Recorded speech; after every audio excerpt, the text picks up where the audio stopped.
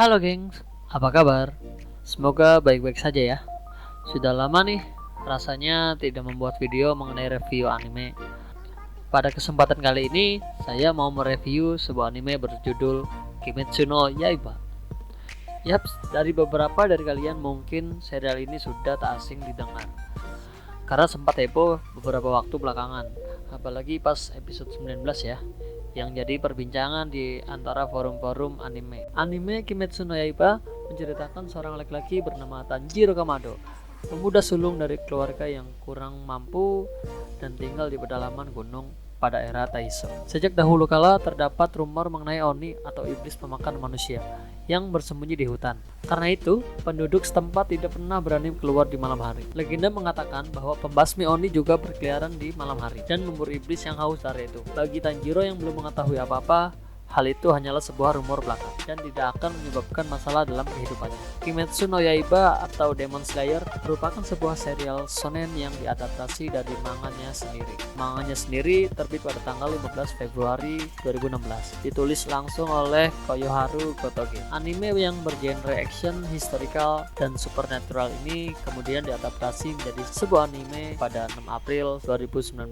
oleh studio yang kita kenal, yaitu Studio Ufotable. Oh iya, jika teman-teman sudah menonton Fate atau Zero, studio animasi yang menggarap Fate atau Zero adalah Ufotable ya. Ufotable adalah studio yang berjasa besar melambungkan anime Fate atau Zero itu. Satu lagi anime keren yang berhasil mereka hidupkan adalah Kara no Kyokai atau The Garden of Sinners. Maka wajar saja ketika pertengahan tahun lalu adaptasi anime Kimetsu no Yaiba diumumkan dengan Ufotable selaku studio penanggung jawabnya. Penggemar pun menyambutnya dengan sukacita. Benar saja hasilnya sungguh tak main-main. Visual grafis yang diciptakan oleh tangan-tangan kreatif di balik layar Ufotable untuk anime ini adalah daya tarik bagi para pemirsanya. Setiap karakter ataupun latar yang dipoles dengan ciri khas warna gradasi yang begitu indah.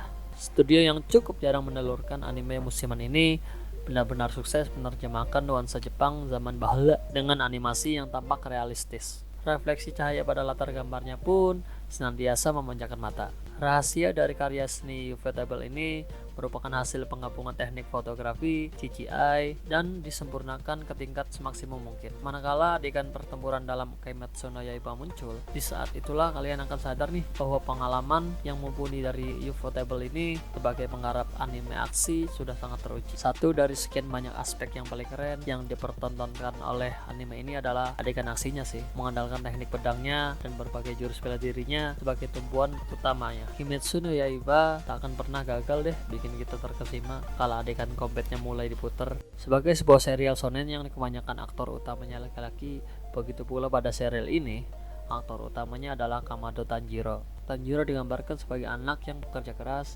dan suka menolong. Sebagai seorang anak laki-laki pertama dan tulang punggung keluarga, Tanjiro ini tumbuh sebagai sosok yang mengayomi dan melindungi keluarga pasca kematian ayahnya. Oh iya, serial ini menggunakan settingan waktu pada zaman dahulu loh, yaitu zaman Taisho, beberapa periode setelah Meiji dan Showa, dengan mengambil latar belakang waktu zaman kuno Jepang yang kaya akan dongeng-dongeng mistis. Pada serial ini juga mengambil hal tersebut dan kemudian diadaptasikan menjadi beberapa karakter, yaitu iblis atau Oni dan pemburu iblis atau Kimetsu no Yaiba. Lanjut gengs, singkat cerita terjadi pembantaian keluarga Tanjiro dari ibu hingga saudara-saudaranya. Tanjiro pun terkejut melihat apa yang terjadi. Hanya adiknya lah, yaitu Kamado Nezuko, yang masih bisa diselamatkan. Namun dengan kondisi Nezuko yang malah menjadi iblis. Kemudian si Nezuko melihat Tanjiro dan berkeinginan untuk membunuh Tanjiro. Setelah terjadi perkelahian, kemudian datanglah pemburu iblis untuk membunuh Nezuko karena mendapat kabar ada iblis yang berkeliaran di daerah si Tanjiro itu. Si pemburu iblis ini adalah Gyu Tomioka. Gyu sendiri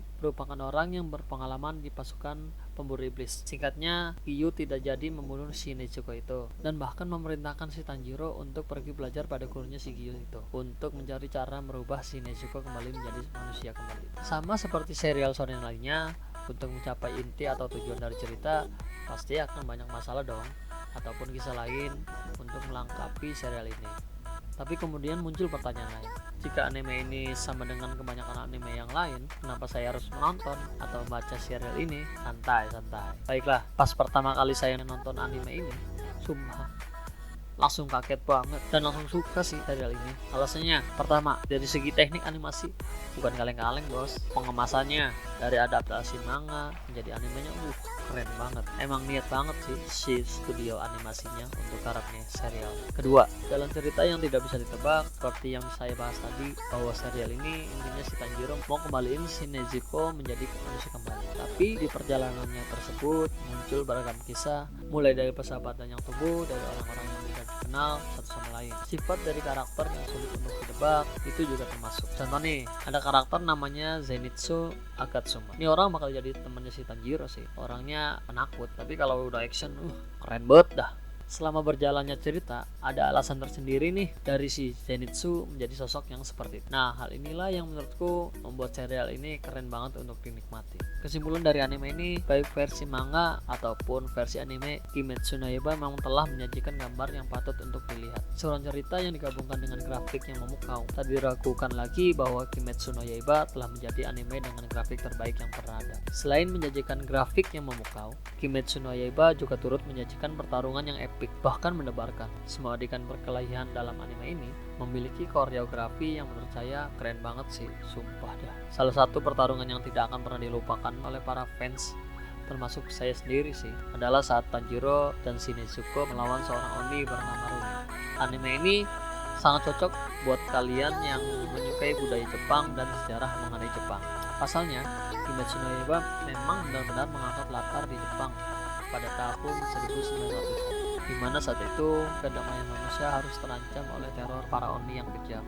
Dalam anime Kimetsu no Yaiba, Muzan adalah musuh utama bagi Tanjiro dan bagi para Demon Slayer. Tak hanya kejam, Muzan juga memiliki kemampuan yang luar biasa, bahkan pengetahuan yang luas. Hal ini tentunya akan menambah keseruan cerita, mengingat Muzan bukanlah penjahat yang mudah dikalahkan. Seperti yang kita ketahui, Kimetsu no Yaiba berfokus kepada petualangan 4 karakter, yaitu si Tanjiro, Nezuko, Zenitsu, dan juga Inosuke. Meskipun mereka sesama Demon Slayer, namun mereka memiliki latar dan kepribadian yang berbeda. Tanjiro yang dikenal sebagai seorang yang pantang menyerah dan pekerja keras, si Zenitsu yang dikenal sebagai seorang yang penakut, juga berisik, lalu ada Inosuke yang dikenal sebagai seorang yang kasar dan suka berkelahi, sedangkan si Nezuko yang dikenal dengan gadis manis yang mendiam. Terakhir, menurut saya sebagai sebuah serial shonen, serial ini di luar ekspektasi saya sih. Mungkin bisa kita bandingkan dengan serial lain seperti Fairy Tail, Nanatsu no Taizai, dan lain-lain. Serial ini mempunyai ciri khas tersendiri menurut saya, salah satunya dari segi kekuatan. Di serial lain, aktor utama sudah OP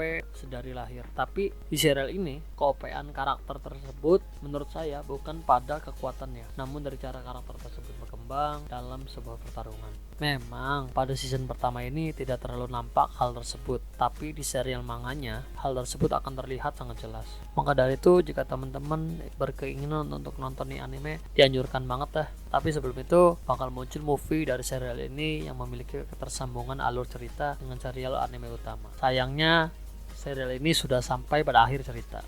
Tenang kok, nggak dijelasin di sini kan? Oke deh, sekian review kali ini. Tetap berpikir positif dan melakukan hal positif juga, dan bye bye.